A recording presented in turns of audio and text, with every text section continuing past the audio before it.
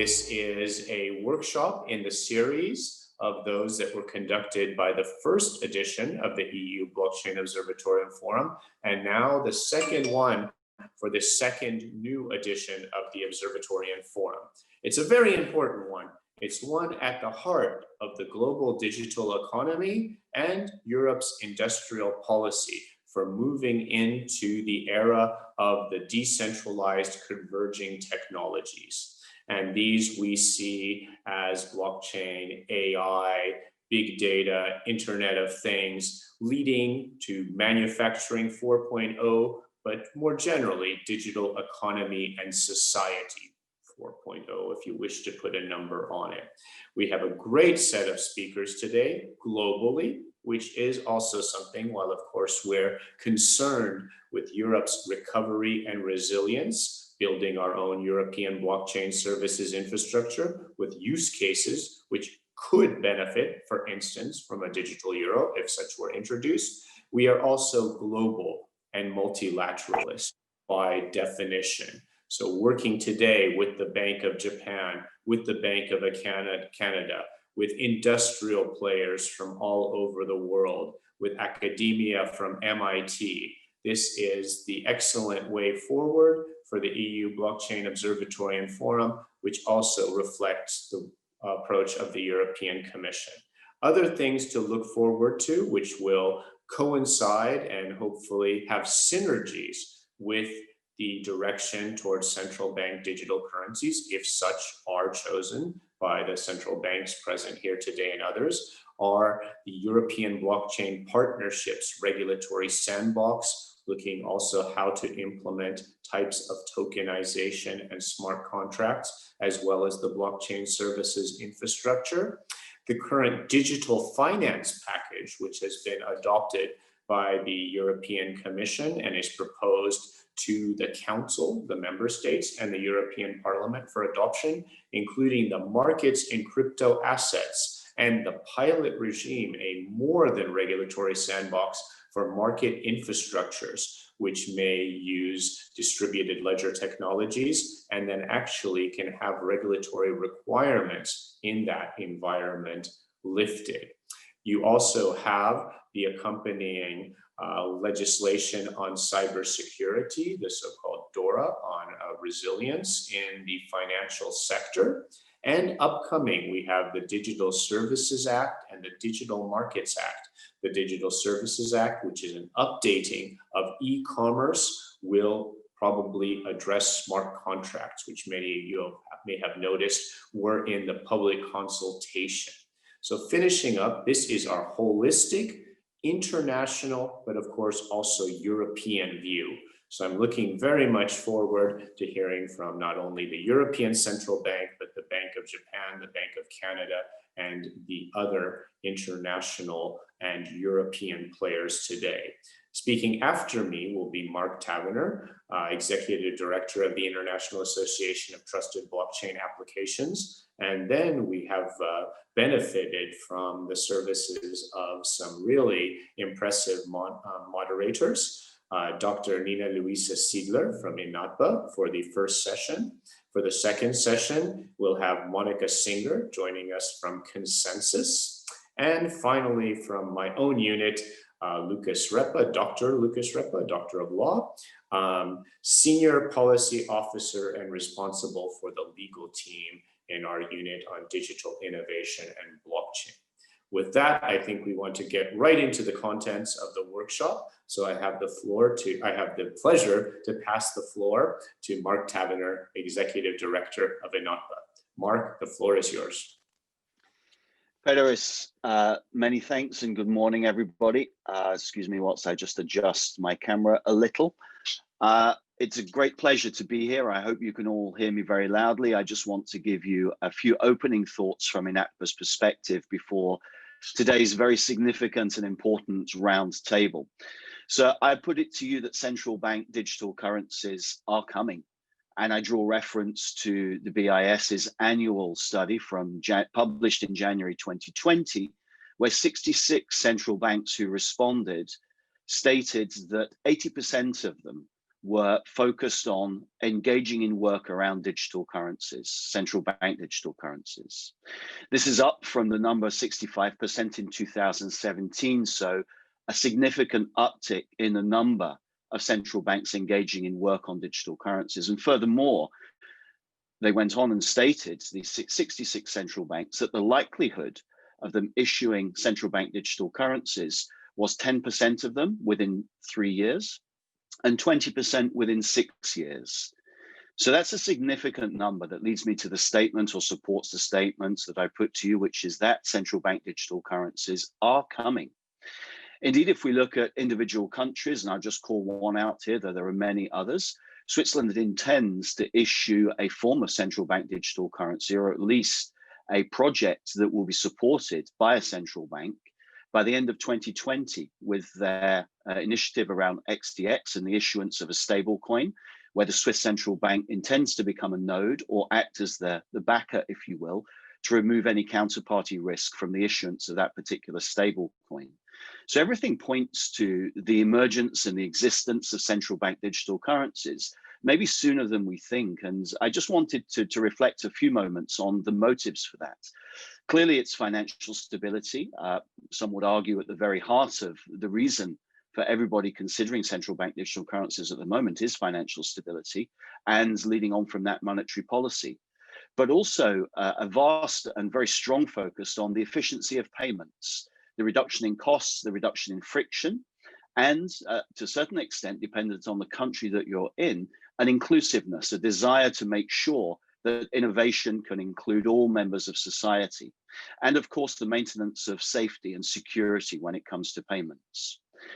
From INATBA's perspective, we see push and pull as it comes to the topic of central bank digital currencies. Firstly, from a push perspective, and I would proffer you that the naming convention here surrounding the push is the traditional financial systems, where we see typically, with the exception of a few countries, the use of cash declining and digitization increasing. That has, I think, been amplified and accelerated because of certain global trends, not least of which is the current pandemic that we sadly find ourselves all in, but also the focus on costs. Many of us who have access to digital banking are very mindful of costs. And this leads on to an examination around what is the role of a central bank as we look to the future, as we look to the new normal, as the use of cash declines, as digitization increases. So this is the push, and some of the considerations when I talk to members of our government advisory body, for example, around what they're thinking are issues around security, both of individuals within their countries, of the institutions that make up the banking system, and frankly, of the countries themselves and their stability, their ability to draw down on monetary policy, and thereby maintain financial stability, and also considerations of sovereignty. The pull comes from innovation, and we offer this thought to you from INATBA's perspective, that there is a huge amount of innovation that is allowing faster access to faster payments, payments that have less friction, that have lower costs, that are more flexible, and we would offer are more in keeping with what users, what citizens, what global citizens are demanding. Micropayments themselves draw on the ability of technology to support certain consumption of content such as films, music, or games and in-game purchases, where the purchase levels are very low. They need to be almost instant, and they have to be done in a very frictionless and very low-cost way.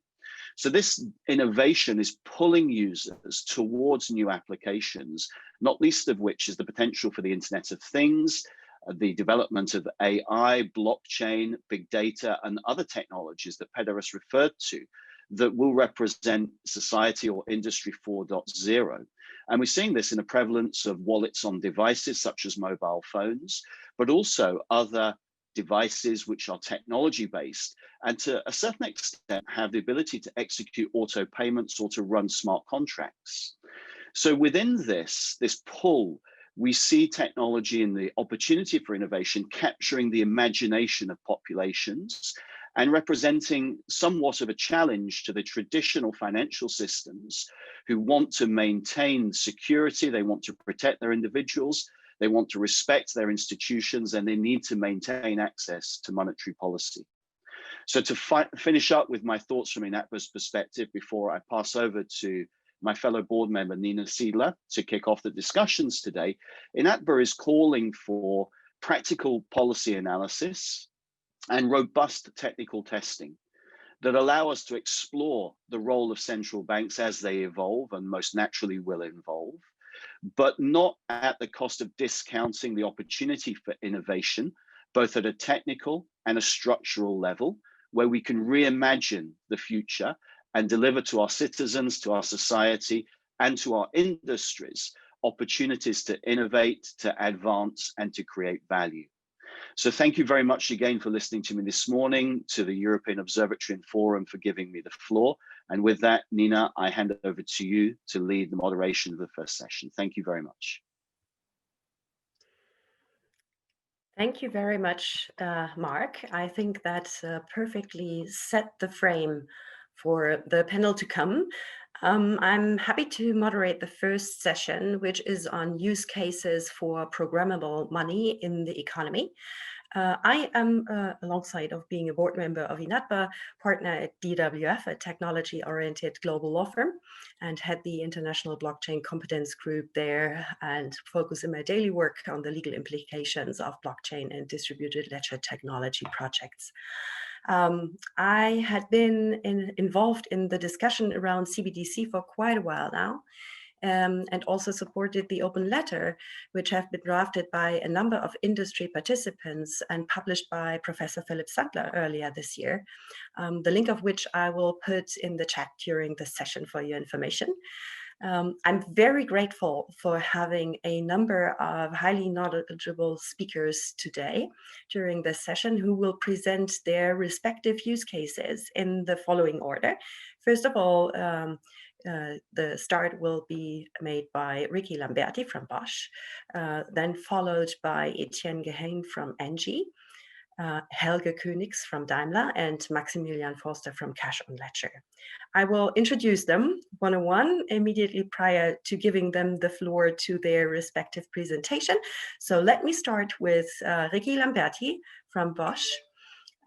Ricky has been researching and doing his doctorate at the University of Basel since 2019, focusing on crypto-economic primitives as building blocks for the digital socio-economy. Since 2018 already, he has been contributing his knowledge to the Strategic Advanced Development Project Economy of Things, EOT, at Bosch as an expert in tokenomics and digital payment. I am happy to. Please, Ricky, take over the floor. So, thank you, Nina, for this introduction. I will try to share my screen. So, can everybody see my screen? And do you hear me? Because I can't hear you now anymore. Yes, we hear Perfect. you and we can see your screen. Thank you. Super. Okay, so first of all, I would like to say thank you, and I'm happy to be here today. My name is Ricky Lamberti. As also said, I'm 20 years old and 28 years old. And I think that the whole topic around the digital programmable euro and the digital economy is a tremendous opportunity for Europe.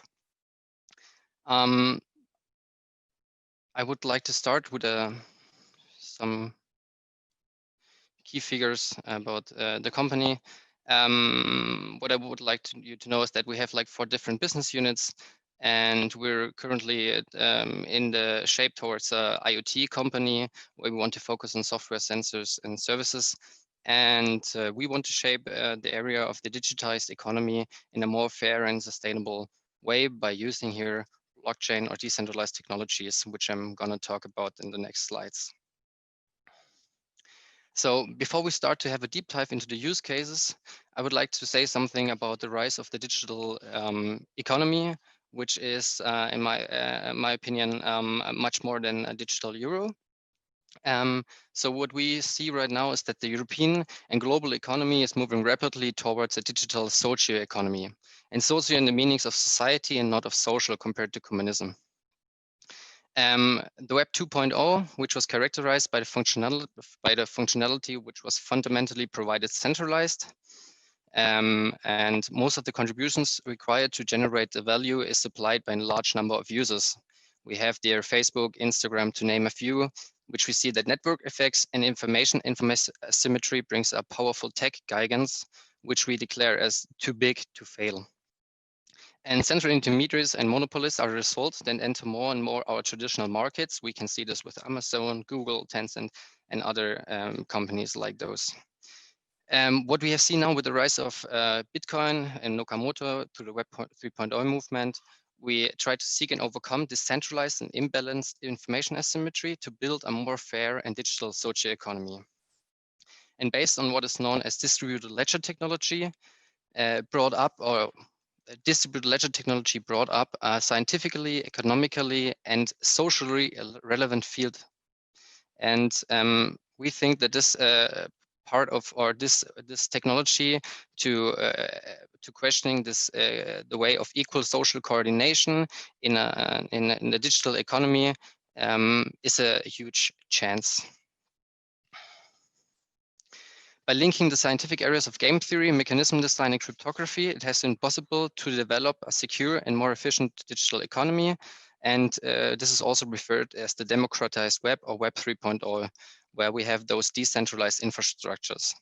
And in this way, Europe has an opportunity to mold a digital socio-economy, which can be based on European values in such a way that efficiency can be enhanced, and that the threat of these penetration of those destructive monopolistic structures or actors can be counteracted. If you want to read out more about that, you can find lots of this basic research about this whole topic on our website. So to get in, this digital economy we identified 4 key building blocks. We have like fair, temper resistant B2B marketplaces, where we say like a user and a consumer need to get together. There need to be a matchmaking in a fair and sustainable way. We have like the building block 2, where we say like it's compliant, secure, efficient payment systems, which we're going to talk about today. We also have secure digital identities. And as a layer to organize and to structure everything, we say that there need to be organizational structures and incentive systems for digital ecosystems. Incentive systems are often referred as tokenomics. What we see is, again, as Mark mentioned in the introduction, we see that DLT will serve as a big backbone to proprietary platforms, since it has advantages concerning power concentration or information asymmetry. And now we see that, the digital value representation and programmable efficient value transactions are now the focus on my next use cases. I brought up 2 use cases from the mobility and infrastructure, 1 use case from the mobility and infrastructure side and 1 from the industry side. So what we have here, I just illustrated it in a short way, that we have like a parking provider, we have a DLT network, and we have a car. And first of all, the parking provider registrates a decentralized identity in a DLT network. Secondly, we say that there needs to be like some side of a trusted party that verifies this decentralized identity. Again, here we say that there are multiple opportunities. This is not one company that does this. We can see then that there would be a discovery agent crawling this DLT network and crawls for identity parking providers. And those parking providers can either be private persons or companies. If we then have a car as a user that tries to find a parking lot somewhere, ask the parking agent, the discovery agent, for the information. As soon as the information is sent to the car where a fitting parking provider would be, the car and the parking provider are negotiating the conditions.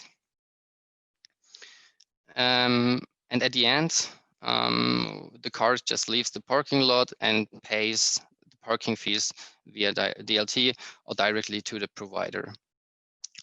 what you see here is that we have an end-to-end relation. We have different multiple parking providers from different offers. We have different multiple car providers, and what is now required is an interoperable means of payment and a standardized means of payment. And ideally, we seek the word of programmable money here, because we think that money could then right now in such a use case be directly distributed between the parking lot operator, the electricity supplier, and other service provision that takes place on the parking lot. So this one use case from the mobility side. And we also identified like 4 key phases of such an interaction. It's always about discovery, how to find persons. That's what takes place in the marketplace. We have the meeting of the minds, where we have like those agents negotiate and auction about the price. And we have the settlement, of course, where we have the contract execution and the payment, mostly on us, or people speak here a lot of the case of smart contracts.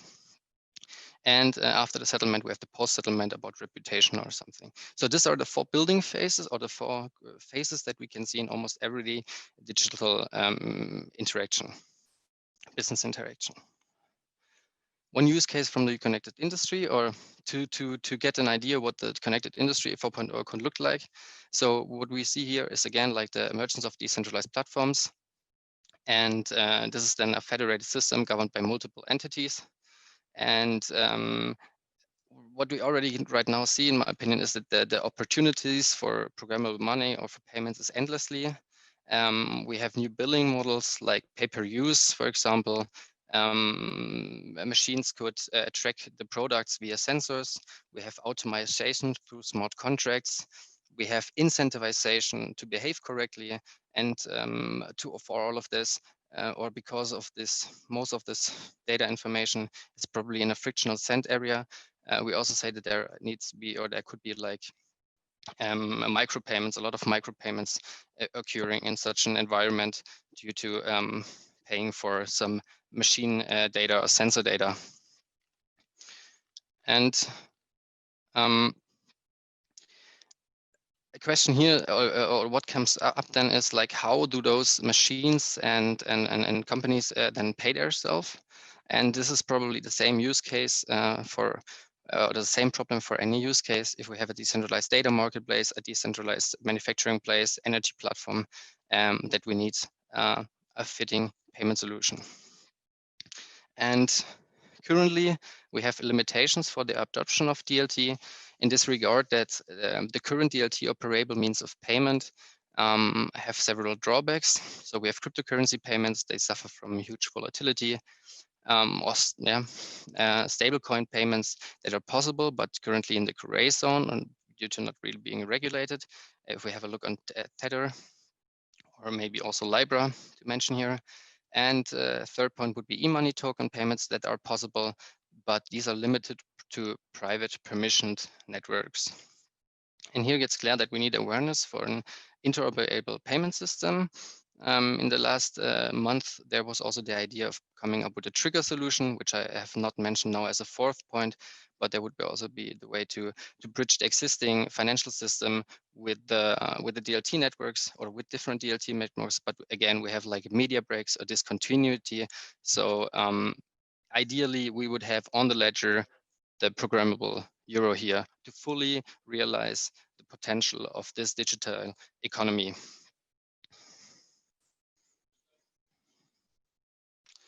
Like I said, no interoperable regulated programmable euro equivalent exists.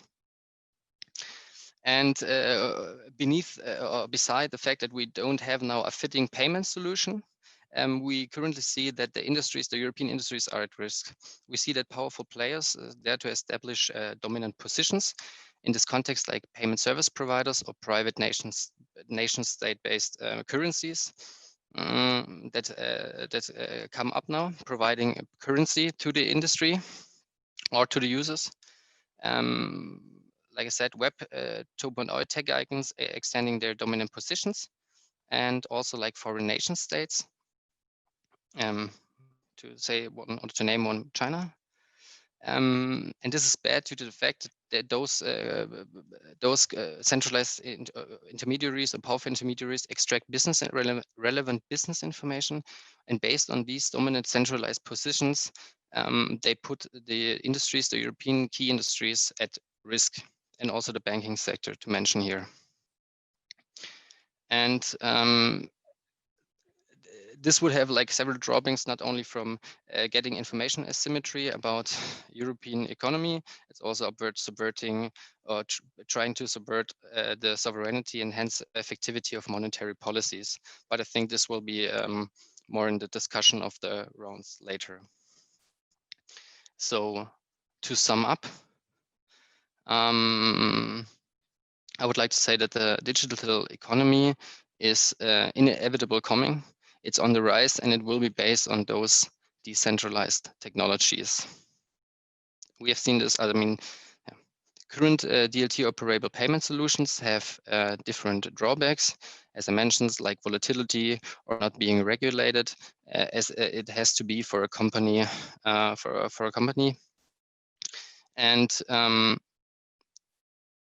the missing current, that there's currently no interoperable means of payment in place, provides huge opportunities for those tech giants and other nation states to put the European key industries at risk. And so we see this whole topic about programmable money is now in a full swing, and also the position from the central banks have changed over the last 1 year, let's say this. So I'm really looking positive into the future and hope that we find here a fitting payment solution, because the European economy requires this programmable euro equivalent, allowing smart contract execution while complying with regulatory requirements. And again, I want to just to point out that this is a huge opportunity for Europe, and that we have the chance now to build counterparts, decentralized counterparts that can handle those centralized big tech giants that are now coming on the European market. So this to say, I want to thank you.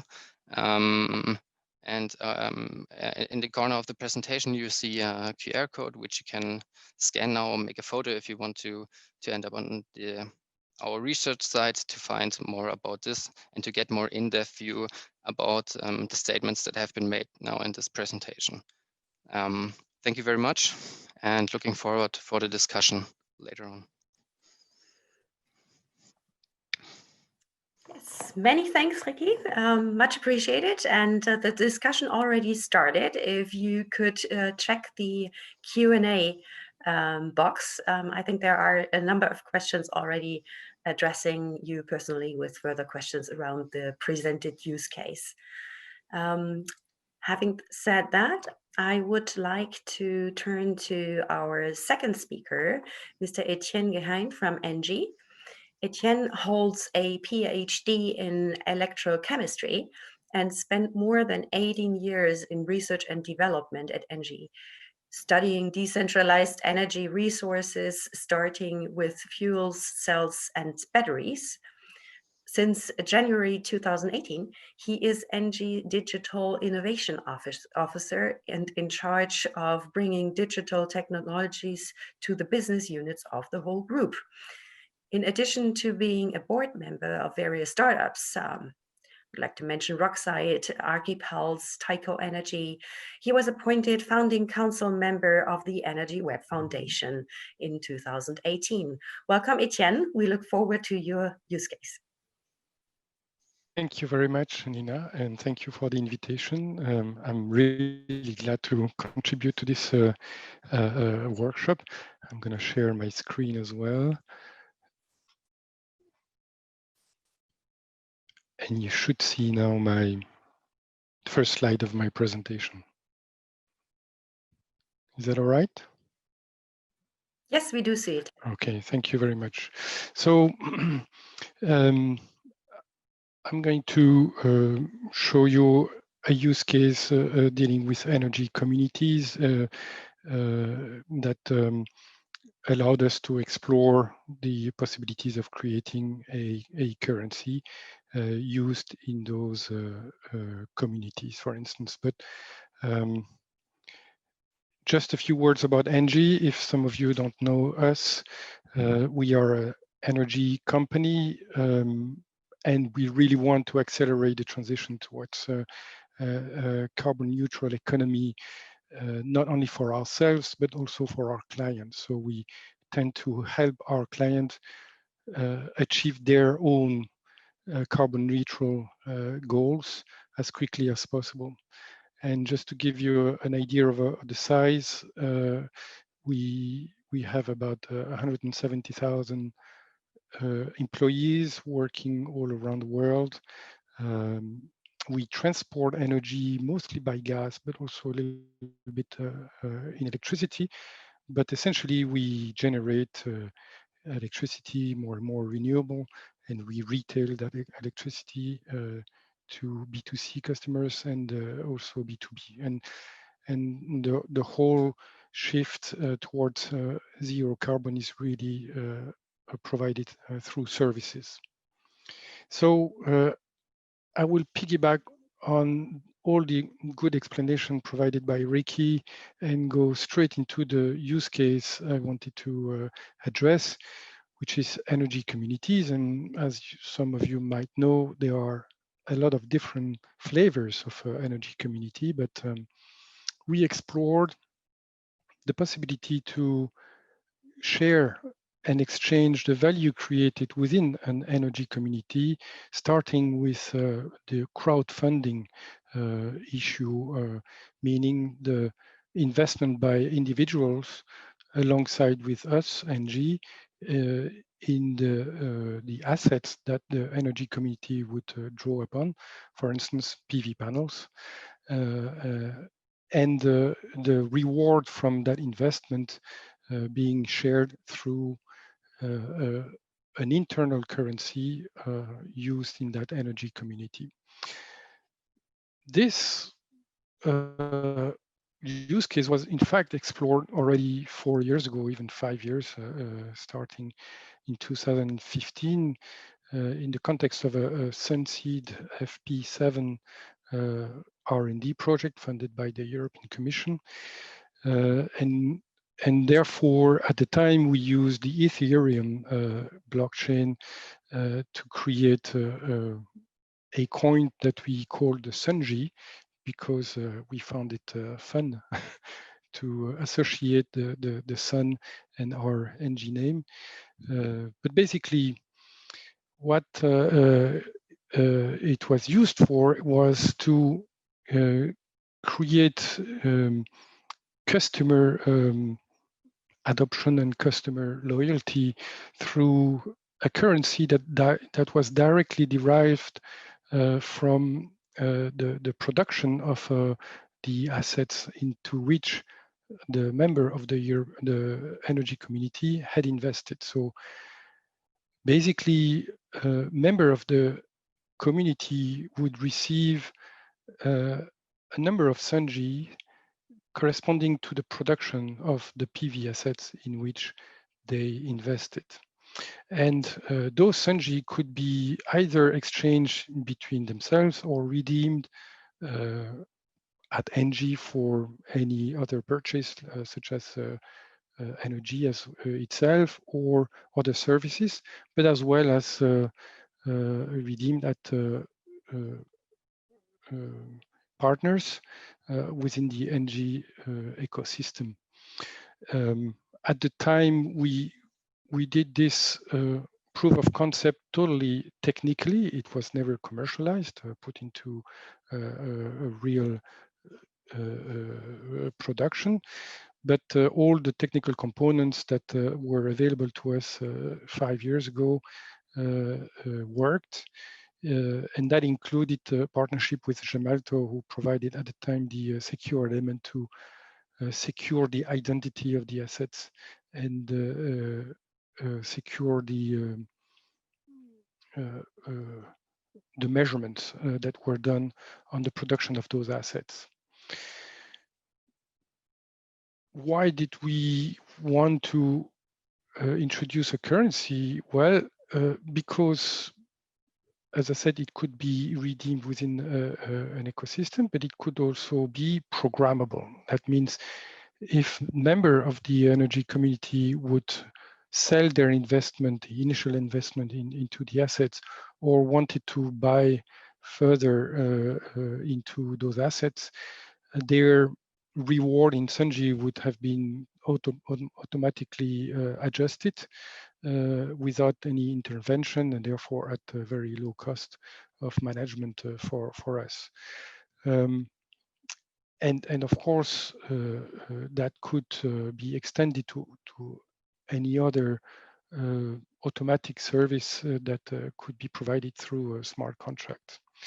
And there were additional benefits of doing this, for instance, being able to provide guarantees of origin of the local production on a continuous pace, as opposed to the usual system, which is yearly based, essentially.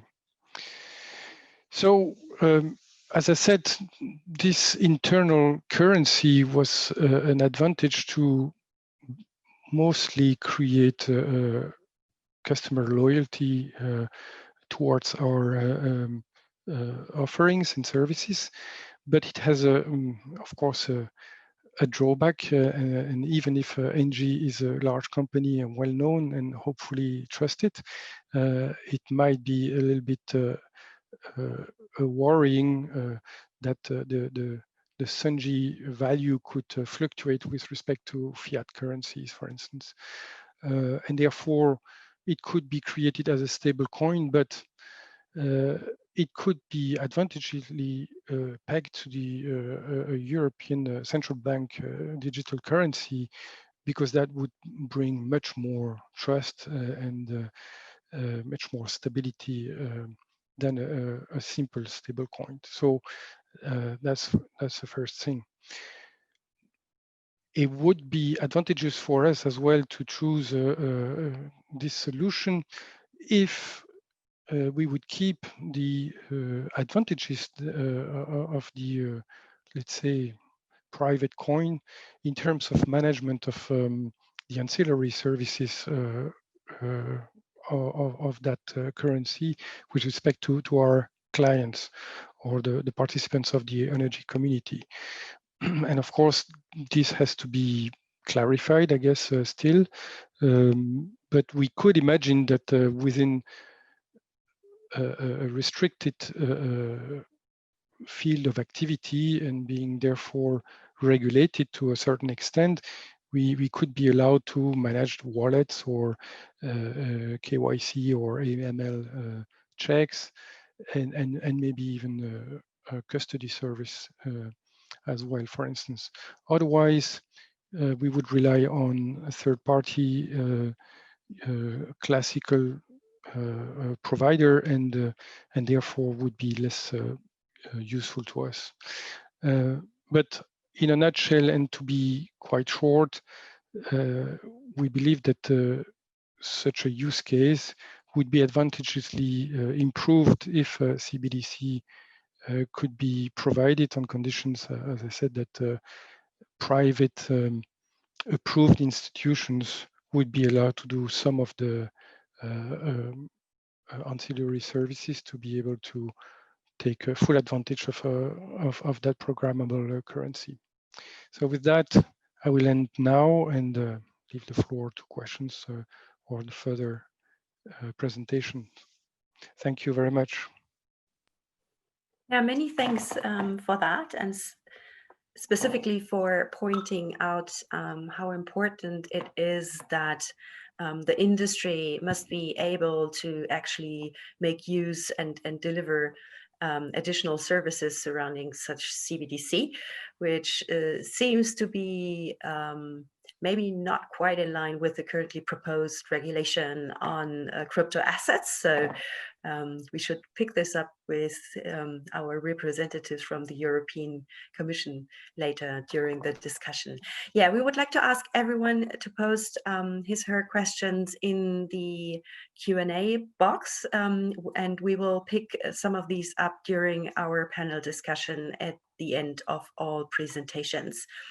And having said that, I would like to turn to Helge Königs from Daimler. He is almost 20 years with Daimler, most of the time having worked for Daimler at CFO in China, Germany, and France, and since 2016 with Daimler Trucks and driving the digital change of its finance organization. Part of the change process is the Daimler Truck Wallet concept, which they started in 2019, and also M2M payment processes with digital euros. That and what they are heading for is part of his presentation. And I would like to hand over the floor to him. Helge, please take over.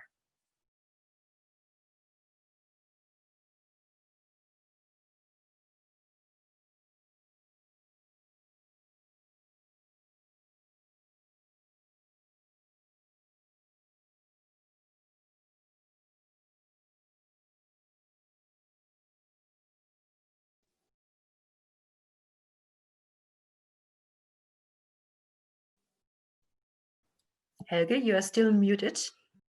Yeah, can you hear me now, Nina? Yes, yes. Thank you. I don't have a picture actually. I'm stopped from that, but however, perhaps if you can see my screen already, is it working? Yes, we see your screen. Perfect. So yeah, thanks for the opportunity to present one of our use cases, in particular when it comes to digital money.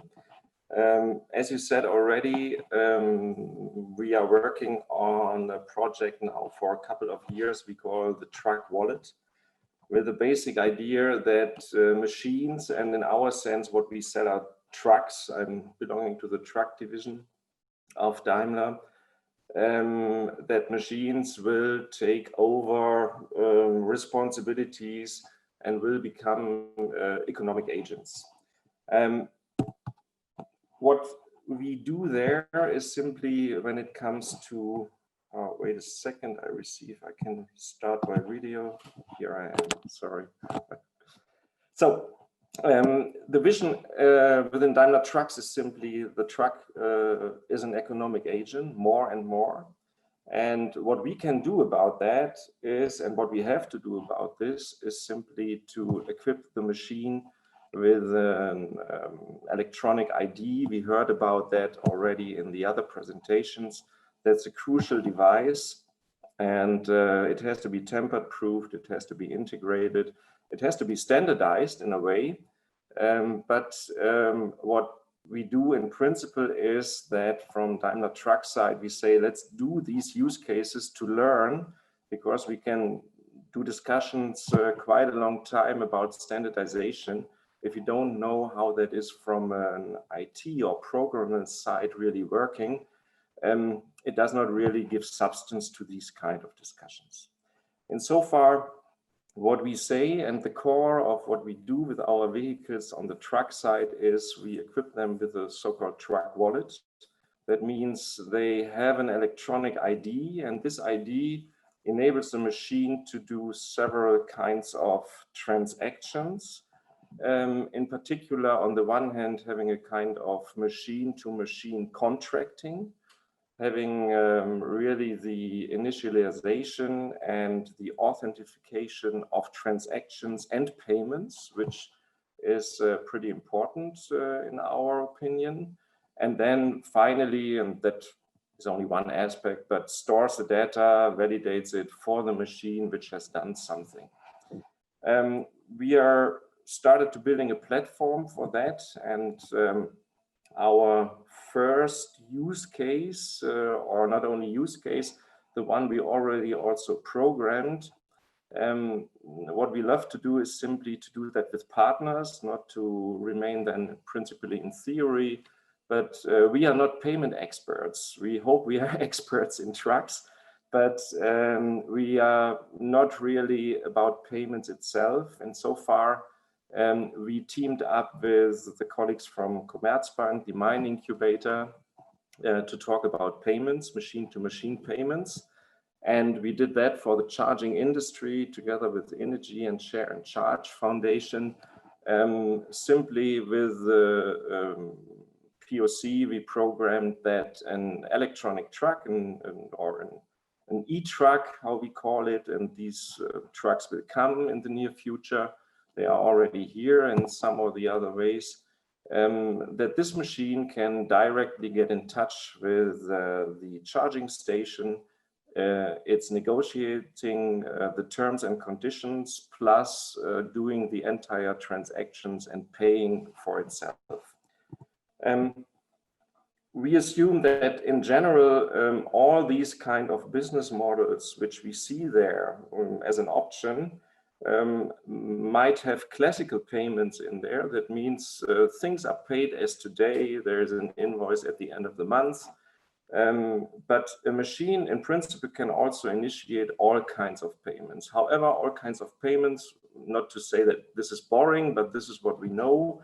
It's quite expensive in our opinion. The customer really does not know that there is a lot of money in there which participating parties charge in our current payment procedures. And that was also one thing to say, we want to have a direct payment machine to machine, which we then really do. Why also then doing it with a digital euro? We came out of the entire blockchain distributed ledger approach, fascinated by cryptocurrencies and all kinds of technical aspects behind. But we simply learned also, not only with our customers, also looking at ourselves, we should not increase complexity. And our customers have to deal with enough currencies. They don't need another currency where they simply say, okay, what is it now? And what is the exchange rate I have to use? And what is the volatility? We heard the terms. We simply think a digital euro is something our customer and ourselves, we understand that. And that is something which is necessary. One item for us, we should not increase this complexity. And the second thing why we went with the digital euro in our project was simply looking at, and now our customers, but we have it all in general, the liquidity base is a pretty important aspect. And if I go and have to, in that way, exchange for so-called currencies, which I have to purchase, and in my balance, they become assets. They are not liquidity anymore. This is something from a business perspective, absolutely impossible. No logistics company would go for that. Does not make any sense if I change liquidity against assets, and I'm really my weak liquidity basis, which is used for so many things, I weaken that even further. And so far, we went for a digital euro. We teamed up, as I said, with Commerzbank, and we also required, and that was one aspect for the digital euro, we required to say, we need to have something which, even if it does perhaps not exist today, is from a legal perspective, from a regulatory perspective, running in the near future. So we cannot rely on exotic laws with exotic countries. We have to have a broad solution, and this is something which we preferred, and we said, okay, let's try to do this. And the colleagues from Commerzbank made a proposal. We also get the requirements in there that this is something which could be even approved. The logic is quite simple. Finally, there is the customer's account, the logistics company account. It's in euros. Exchanging that, giving a part of the euros, which is here in that case on his company's account at Commerzbank, exchanging that to digital euros, keeping his liquidity, and then the digital euros they are transferred to the vehicle's wallets. So if you exchange 10,000 euros, for example, into digital euros, you take 2,000 for vehicle number 1, and this vehicle can now, you can program that or not, can now use these digital euros for specific programmed items there. And for sure, the counterpart also has to have then the respective wallet to, in that terms, exchange its money back to the what is then in his current account of the bank, where he simply sees his liquidity or the situation of his balances. The use case is then like that, and I just go a little bit with speed over that. You initialize the electronic ID of your truck. The truck then, or the fleet manager then has the possibility, as I said that, to transfer the euros from the current company's account into digital euros. He's allocating that to different trucks, to different truck IDs. And in our use case, it was then, and this is something machine to machine sounds always very nice.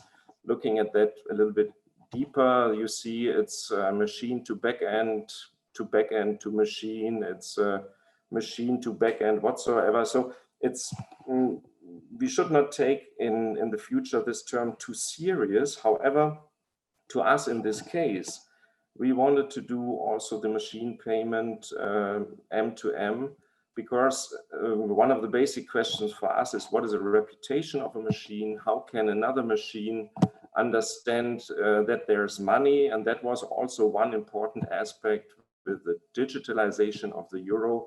We wanted to learn about micropayments, in particular, the data-driven approach here. What we mean there is we can increase the data processing of machines step by step. That's not a problem, but what we see, we are always limited. And so far, every kind of digitalization, in particular then money, micropayments, that is data processing power consuming. And we need a technology, or we are looking for technologies to reduce, or for processes also, to limit that as much as possible, because even if we can increase the capacities of these machines, when it comes to data processing, it's always limited. There are so many requests from digitalization, whether it's automated driving or other issues, that you always have this kind of cap that you cannot really go beyond, even if in theory you can do everything. In practice, with releases and everything, you cannot. That is one of our major issues in there. So we learned a lot, but when it comes to payments and digital euros, here we conducted that together with the Commerzbank colleagues with the Corda software, Corda DLT. So we think that it was already, and it is already something which could be easily implemented. So we assume to be, in that sense, legally compliant. We put it in there, no crypto, because it's, as I said, it's interesting, it's fascinating even, but it's exotic, it's a niche. We simply don't believe into that for a broad purpose. Also, M2M payment, as I said in the beginning, we assume payments to be expensive today as we handle that, as we do it, looking at who's earning in this entire process money. That's quite a lot.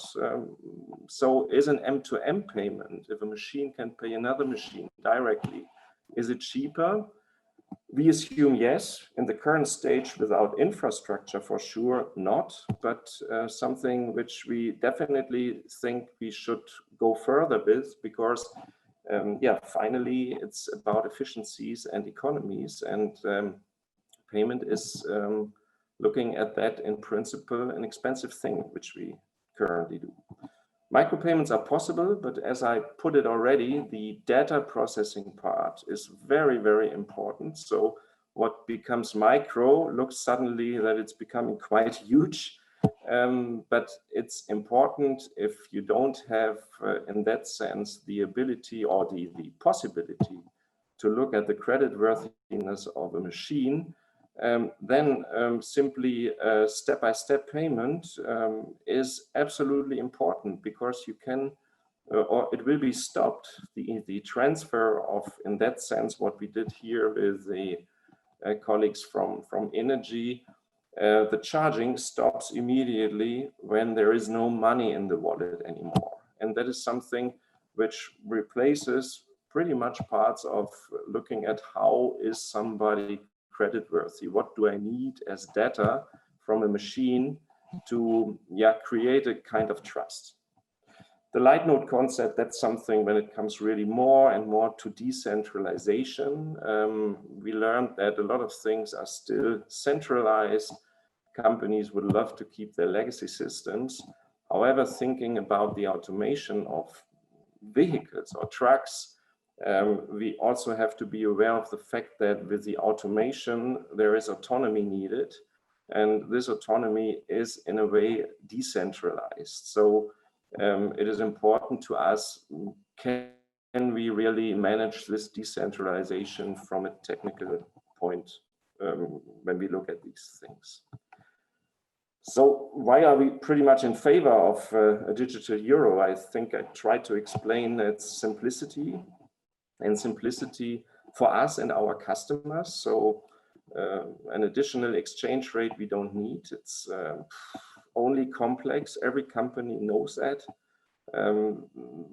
It's you are taking risks and calculations. Don't do that. So keep it simple. Simply having a digital euro, that's it. To us, it's from a legal perspective absolutely important.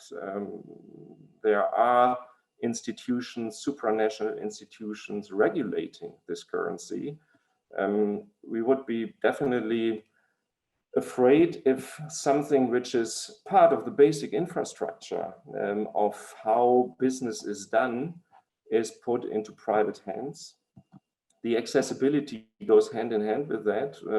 Even if business is pretty much about being exclusive, paying prices for something, the question is that also valid for a currency? Is it a way that we exclude participants already by the construction of the concept?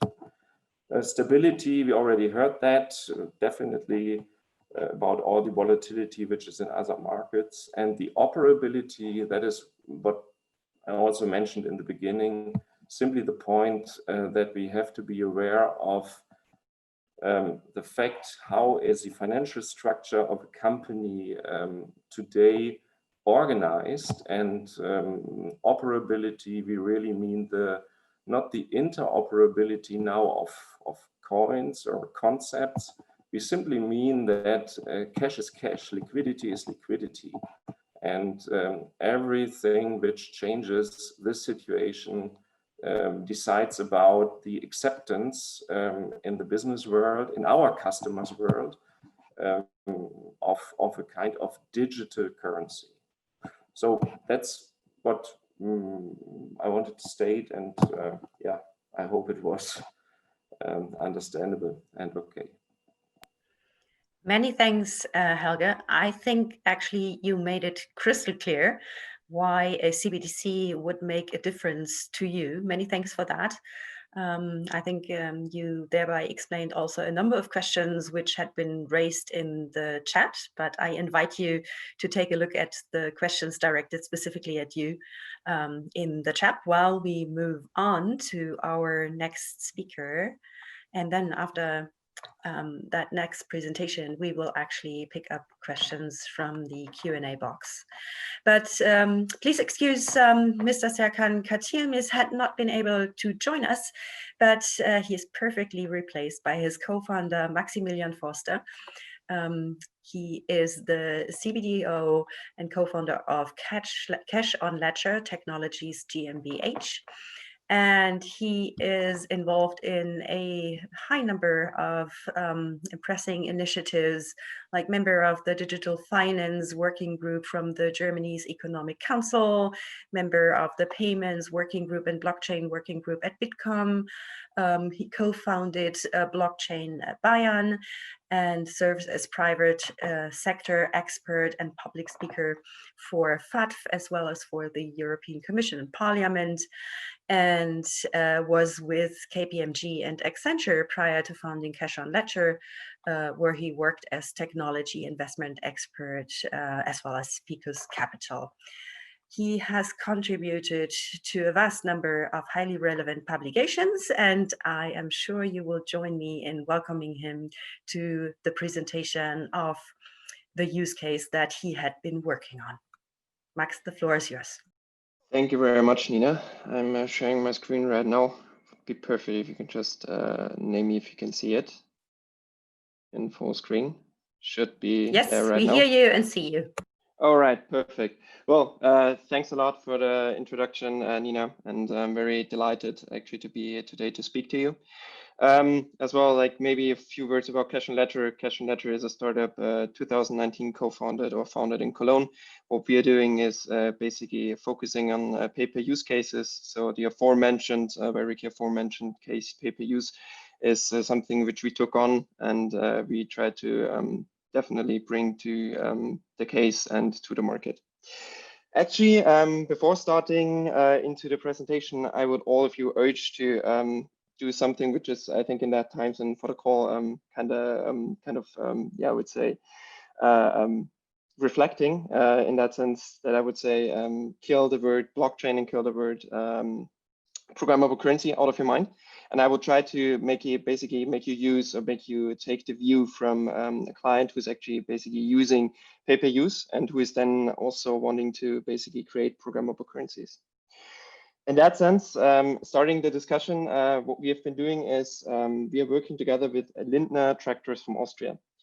To give a little bit more information about Lindner, Lindner is an SME in a classical sense. So they produce about 1,600 vehicles per year, and they have 400 employees, all stored and all basically employed in Austria. And they're in a highly competitive space in the farm machinery market. Lindner might not be very known, but some of you might know Fendt, some of you might know the big players like Klaas, like basically New Holland and all of the farm machinery companies. So Lindner came to us with a very specific problem and a very specific challenge which they wanted to resolve. As the market is that competitive, Lindner needed to establish their own strategic position, which they found in actually leasing or renting out the vehicles. So basically, they've been so far in charge of basically supplying the local market, and by the local market, it's Austria, Germany, and France, with rentable trucks and rentable tractors instead of just buying it. So basically, they wanted to offer their customers, instead of like having long-bound capital expenditure, they want to increase the operational expenditure from the customer to actually enable short-term renting. And in order to do so, they obviously enter a market segment which has not been so far played to a vast extent, and they basically have the unique selling proposition throughout that. Doing so, basically Lindner came up with the concept of pay-per-use. So they evaluated that it's not only worthwhile to basically rent the tractors, because in comparison to a car sharing model, a tractor can be used for a variety of reasons. So if you imagine yourself sitting on a tractor in a steep, volatile hill with about 60 degrees, it's obviously a different kind of depreciation from the asset, because it's more heavier used than if you just use it for transport from location A to location B. So basically, also if you have any kind of like assets basically stimulated or being built on the tractor, as for example, like any kind of container, which is in the back or in the front, this is something which is really like, depreciating the asset. So basically you need to take that into consideration once you basically rent out the tractor on an hourly basis. So all of this information basically led to the point that Lindner basically needed to recreate their entire platform, and basically made them face the following points. Like if you want to enable this pay-per-use case, they have to face several challenges. To name it beforehand, Lindner is quite extended in a way that they can track data and telemetric data, but what they need to face is high operating costs in manual process management. So the sales process is still manually, so the customer calls them directly in the office, as well as the contract management and closing. All of that obviously can be also done by any kind of digital platform today. So any kind of like platform which you will implement, such as Sixt, will basically take that part. But then we start basically by not having a good platform assessing, first of all, insurance. So basically what they do is currently taking the whole plant insurance instead of like literally having a micro insurance based on the data, as well as the vehicle logistics and asset management is a huge topic. I just mentioned depreciation from the asset needs to be considered.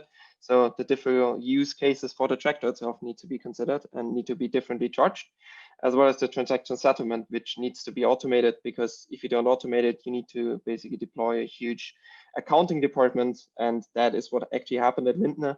So they tried to basically rent out the tractors on traditional ways. They also implement it on the website. They right now actually basically hide it on the website even, that the people can't really use it, because the process in the backend, basically the costs scale faster than actually the turnover from the tractors and from the renting industry. And that is something which we took on as a challenge. And that is something where we basically wanted to provide a solution, which we did with a variety of partners, because as said, what we need to do here is basically providing an end-to-end solution for, and Helge Königs just mentioned it, for end-to-end payments in that sense, or in that sense, literally IoT payments. So basically starting by the telemetric unit in the tractor, basically something which is just creating data. We need to fetch this data. We need to secure that the data which is actually created is basically worthwhile of doing like any kind of automated payments in the backend. So we need to secure and have an IT security or IT hardware security layer, where we work together with Infineon to basically ensure that the data which is created at the very like use of the vehicle is actually the truthful data and the single source of truth in that sense. So after that, basically what we do is basically sorting it into any kind of invoicing or billing logic. So any kind of payment function, which could be kilograms, which could be hours, which could be basically anything, is then implemented by ourselves, as well as we integrate it into the leading ERP systems. Currently doing it for Infor, but due to an XML, basically extraction, can be integrated in any kind of platform, ERP platform, as well as we create legally compliant, Zugführt compliant, basically invoice. So that's something which we create. So we basically orchestrate the invoice and the payment. And then we basically directly give it to the partner from ours, LBBW in Stuttgart, Landesbank Baden-Württemberg, who is basically settling the amounts, and the amounts basically created by the machine data extraction. So what we did is basically orchestrating the payment. We define the payment logic in the backend and then automatically transferring it to our partner, who is then settling these invoices and forms of a payment directly and instantly. So far, so good. So far, this whole case could also be, and most of the bankers will now ask themselves, like, okay, why are you using central bank digital currency? Why you need programmable currencies for that? You could also use like traditional SEPA transfers or the SEPA INS transfer. And I will come to that in a very second. But what is most important here is like the third one, and the play which I have not been introduced, which I have not introduced right now. And this is the insurance. So